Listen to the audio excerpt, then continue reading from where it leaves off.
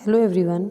आज हमारी next video जो है वो 2.4 की है, ठीक, जिसमें टॉपिक है linear dependence independence of row and column matrices. ठीक है, तो हम यहाँ पे कहते हैं कि अगर आपके पास n वेरिएबल्स की कोई वैल्यूज़ हैं a1 a2 a3 इस तरह से ये कोफिशिएंट्स हैं और हमारे पास capital A B C D ये सोन बहुत सारे एलिमेंट्स हैं। अगर इनके कोफिशिएंट्स की मल्टीप्लाई कर करके एडिशन जो है वो लीनियर कम्बिनेशन होता है आपके पास इक्वल्स टू ज़ीरो। अब अगर ये सारे कोफिशिएंट्स ज़ीरो आ जाएं दैट मीन्स वो लीनियर इंडिपेंडेंट है। अगर इनमें से एक भी कोफिशिएंट जो है वो नॉन ज़ीरो आ जाए तो उसको बोलते हैं लीनियर डिपेंडेंट। ठीक है, तो हम लोग यहाँ पे डिपेंडेंस एंड इंडिपेंडेंस की बात कर रहे हैं। डिपेंडेंट कब बोलोगे? If there exist n numbers of not all zero. Dependence के लिए सबका नॉन ज़ीरो होना बहुत ज़रूरी है, नॉट ऑल ज़ीरो, कि कम से कम अगर एक भी आपका नॉन ज़ीरो आ जाए तो वो होता है डिपेंडेंट। और इंडिपेंडेंट में सब कोफिशिएंट्स का ज़ीरो आना ज़रूरी है। तो हमारी फर्स्ट थ्योरम इसमें क्या कह रही है कि अगर दो वेक्टर डिपेंडेंट हैं तो एक दूसरे के मल्टीपल होंगे। मान के चलो मैंने ए यू प्लस बी वी दो वेक्टर्स ले लिए, मतलब यू और वी दो वेक्टर्स लिए हैं और मैंने ये बोल दिया डिपेंडेंट है। डिपेंडेंट है इसका मतलब ए या तो ए ज़ीरो नहीं है या फिर कौन ज़ीरो नहीं है, बी। सबसे पहले मैंने केस मान लिया कि ए ज़ीरो नहीं है। अब जब ए ज़ीरो नहीं है तो इसको उठा के इधर लेगी। अब u की value minus B by A V आ गया, तो u something multiply with v है तो इसी को स्केलर मल्टीपल बोलते हैं। मान लो b ज़ीरो नहीं है तो आप ए यू इधर ले आओ और b से डिवाइड कर दो, तब v is linear combination of क्या हो जाएगा u।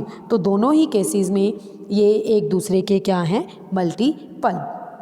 उसके बाद नेक्स्ट थ्योरम है कि कोई सेट जिसमें सिर्फ ज़ीरो हो डिपेंडेंट होगा। अभी अभी मैंने क्या बताया कि कम से कम एक एलिमेंट ज़ीरो ना हो तो उसको डिपेंडेंट बोलते हैं। अब मान लो मैंने a1 x1 ले लिया, a2 x2 ले लिया, सो ऑन an xn ले लिया, बीच में एक एंट्री ज़ीरो लिख दी इक्वल्स टू ज़ीरो। मान लो मैंने ये मान लिया a1 2 3 एंड सो ऑन सब ज़ीरो हैं। जो ज़ीरो है, अब ज़ीरो को आप किसी से भी मल्टीप्लाई करोगे वो इक्वल्स टू क्या आएगा, ज़ीरो। तो मान ले मैंने इसको 2 से मल्टीप्लाई कर लिया। अब मुझे कम से कम एक एलिमेंट ऐसा मिल गया जो खुद ज़ीरो नहीं है, इसका मतलब ये क्या रहेगा, लीनियरली डिपेंडेंट। अगर सारे के सारे वेक्टर नॉन ज़ीरो होंगे तो वो क्या आएगा, इनडिपेंडेंट। समझ में आई बात? उसके बाद एक सेट जिसमें ज़ीरो है वो भी बताई गई मैं कि डिपेंडेंट होगा, और डिपेंडेंट सेट का सुपर सेट भी क्या रहेगा, डिपेंडेंट। अब सुपर सेट क्या होता है, मतलब उससे बड़ा सेट। मान लो मैंने a1 से लेके AP तक एक एलिमेंट्स का सेट ले लिया, वो डिपेंडेंट है। डिपेंडेंट है मीन्स ये सारे क्या हैं आपके, इनमें से कम एक नॉन ज़ीरो है। अब इसमें अगर मैं ज़ीरो इंटू एक्स p के बाद p+1, zero into x p+2 इस तरह से कितने मर्जी लिख दूँ, कम से कम जब मेरे पास यहाँ पे नॉट ऑल ज़ीरो आ रहा है उसके बाद मैं जीरो वाले कितने ही लगा दूँ तो ये सेट भी क्या रहेगा, डिपेंडेंट। उसके बाद subset of linear independent set भी क्या रहेगा आपका, इंडिपेंडेंट। मतलब जब सारे के सारे कोफिशिएंट्स जीरो हैं उसके बाद उसका छोटा सेट लोगे तब वो भी क्या रहेगा, ज़ीरो। ठीक है, तो हमारे पास अब x1 x2 xp dependent set लिया है तो कम से कम एक को हम दूसरों के लीनियर कम्बिनेशन में जो है लिख सकते हैं। ऐसा एग्जांपल मैं ऑलरेडी करवागी। मान लो आपने p तक के सेट लिए, अब p के अंदर कोई i-1 इस तरह से बहुत सारे डाल दिए। अब इनमें से मैंने ये मान लिया कि i वाला ज़ीरो नहीं है क्योंकि डिपेंडेंट है तो कम से कम एक नॉन ज़ीरो रहेगा। तो मान लिया कि i वाला ज़ीरो नहीं है। अब i वाला एक साइड रख के बाकी सारे साइड दूसरी साइड लेगी। अब ai से डिवाइड किया तो xi बाकी सबके प्लस में माइनस में आ रहा है, इसका मतलब उन सबके लीनियर कम्बिनेशन में आ रहा है। वन ऑफ वेक्टर्स, हम यहाँ पे यही कहते हैं कि अगर एक वेक्टर को बाकी सबके लीनियर कम्बिनेशन में लिख दें तो वो कभी भी डिपेंडेंट मतलब इंडिपेंडेंट नहीं रहेगा। तो अभी ये थ्योरम पढ़ी है ना, इसका कन्वर्स है क्या कि अगर किसी सेट को आपने सबके कम्बिनेशन में लिख दिया, इसको उठा के उधर ले जो minus x i equals to zero हो गया। चाहे ये सारे कितने मर्जी ज़ीरो हों, बट जो एक्स आई के साथ आपका -1 लगा है वो तो कभी ज़ीरो नहीं है, तो इसका मतलब ये क्या रहेगा, डिपेंडेंट। इसी तरह अगर x1 से लेके xp लीनियर इंडिपेंडेंट है, उनमें एक एक्स्ट्रा एलिमेंट y डाल दिया, वो डिपेंडेंट है, तो y को हम बाकियों के लीनियर कम्बिनेशन में लिख सकते हैं। तो वही बात, जब हम y के साथ कुछ एलिमेंट मल्टीप्लाई करेंगे, अब हमें उसके बारे में नॉलेज नहीं है, तो हमने मान लिया कि वो ज़ीरो है। अगर वो खुद ज़ीरो है तो वो इंडिपेंडेंट हो गया, बट हमें तो सेट क्या दिया हुआ है, डिपेंडेंट। इसका मतलब a ज़ीरो नहीं रहेगा। जब a ज़ीरो नहीं है, दैट मीन्स कि y बाकी सबके लीनियर कम्बिनेशन में आ गया, और यही अपने शो करना था। ठीक, इसके बाद आपके पास जो है नेक्स्ट थ्योरम्स की ज़रूरत नहीं है, हम सीधा एग्जांपल्स पे आ रहे हैं। इस सेट को आपने इंडिपेंडेंट प्रूफ करवाना है।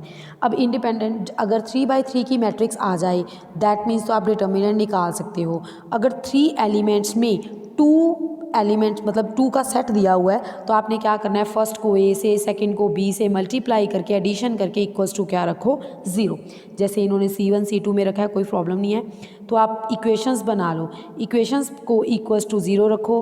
अगर आपके सारे के सारे एलिमेंट्स ज़ीरो आ जाते हैं, मीन्स जो आपने C1 C2 लिया है वो ज़ीरो है, तो वो रहेगा इंडिपेंडेंट। अगर इनमें से एक भी डिपेंडेंट मतलब नॉन ज़ीरो आ गया, तो आपका सेट क्या बनेगा, डिपेंडेंट। जैसे नेक्स्ट में फिर आपने a और b से मल्टीप्लाई किया, 3a + 2b, 1a + 2b -4a - 3b, तो आपने 3 इक्वेशंस बना के a b की वैल्यू ढूंढी, और दोनों ही वैल्यूज़ क्या आ गई आपकी, ज़ीरो। तो इसका मतलब वो क्या हो गया, इंडिपेंडेंट सेट। नेक्स्ट में देखो u v w, आपने डिपेंडेंट प्रूफ करवाना है। 2 तरीक़ों से होगा, पहले को a से, नेक्स्ट को b से, थर्ड को c से मल्टीप्लाई करके आपने a b c की वैल्यू ढूंढनी है, ये एक तरीका है। या सीधा u v w को कॉलम वाइज लिख दो। कॉलम वाइज लिखने के बाद आपने डिटर्मिनेंट ढूंढना है। इन्होंने ऑपरेशंस लगाए हैं, आपको वो भी लगाने की ज़रूरत नहीं है, आप सीधा डिटर्मिनेंट ढूंढो।